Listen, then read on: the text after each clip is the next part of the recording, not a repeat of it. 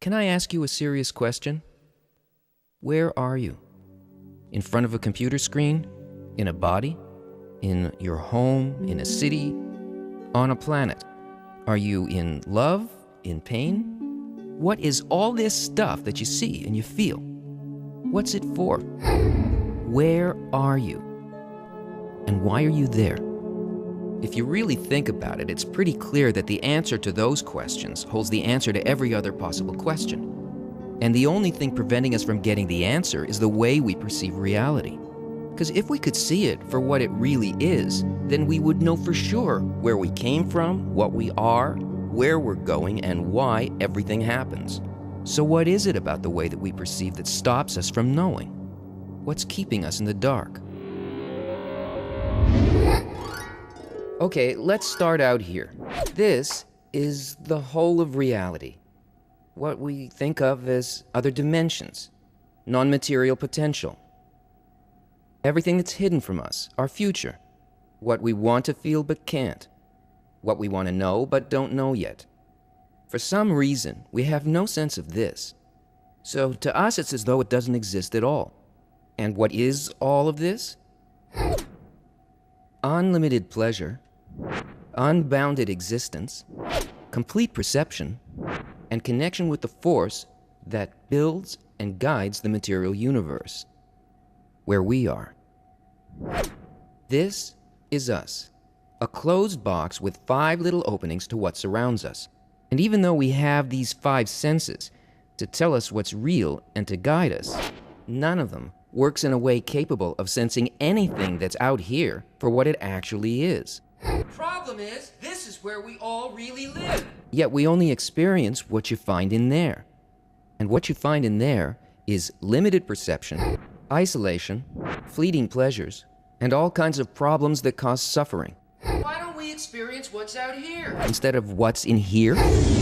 When something from the total of reality comes calling, we think we know what it is. But we never get the thing itself. It never actually enters the box because the senses aren't really openings.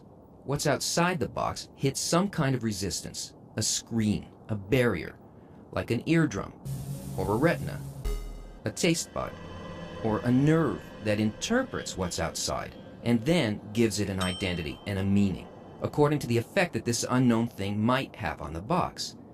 But the interpretation that the sensor gives us is entirely limited to the way it's programmed.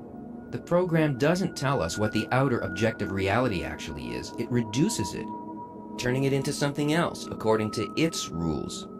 And all of our senses run on the exact same program. So whether your eye uses an electron microscope or the Hubble Space Telescope, what you'll ultimately see will always be a subjective picture, determined and controlled by the program.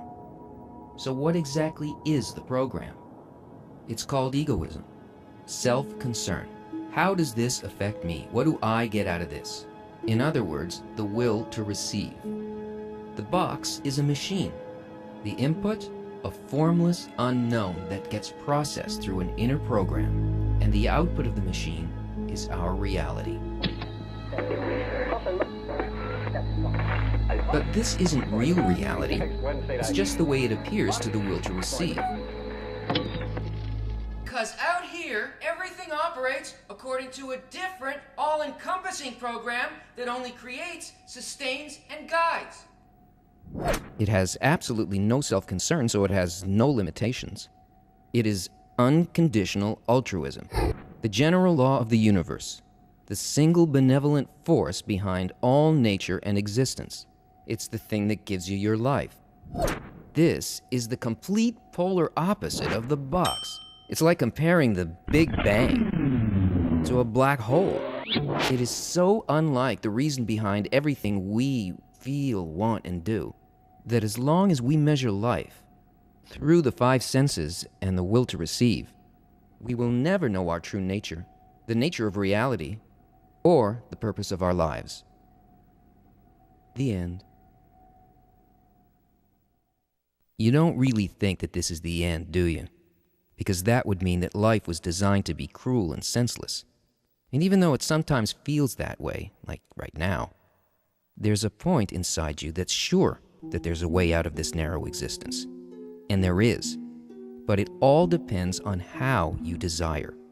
When the need to get out of the box finally becomes strong enough, a different kind of desire appears as a tiny point in your consciousness. And the only thing that it wants is to be directly connected with the program outside of the box. Once this point of desire is awakened, if you know how to develop it, it can grow to become the basis of a completely new, non-physical sense that can perceive the greater reality, and even the thought of the force behind it. How can that happen? It can happen because there's a principle of non-physical nature called equivalence of form. In the physical world, you can take two things that are very different in form and quality, and you can put them near each other in space and say they're close. But out here, there is no time, no space. And there are no separate objects like there are in the physical. Out here, there are only forces, fields of influence, varying levels of bestowal that resemble the thought behind the general law of the universe. In the non-physical, if things have different qualities, they're distant. If they have similar qualities, they're close. But if they have exactly the same quality, feeling, and purpose, then they are in fact the same thing. They're inseparable, bonded. So this opposite egoistic quality of the five senses Blocks our perception, gives us the experience of separation, isolation, and constant lack. But that embryonic point in your heart is unconsciously similar in quality and feeling to the unseen world. It's intimately connected and interwoven with it.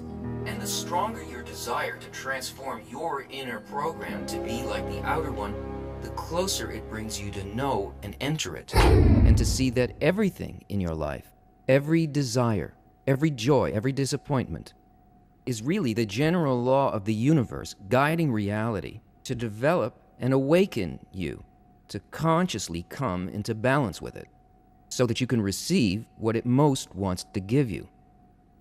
The ability to be just like it, so that what it feels, you feel, what it knows, you know, and what it can do, you can do. The method of developing this additional sense is called Kabbalah. Kabbalah is not religion. It's not mysticism or magic. It's the user's manual for reality. It's a map of our sensations and feelings. It explains how our inner and outer worlds are constructed and why. It's a science so fundamental that it can only be called wisdom.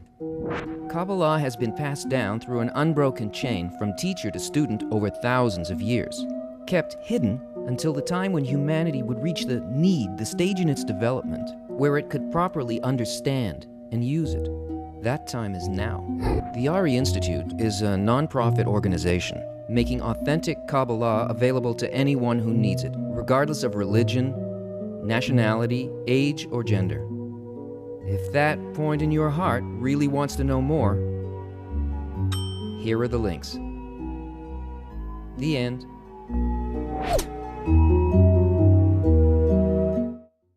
No, really, it's the end.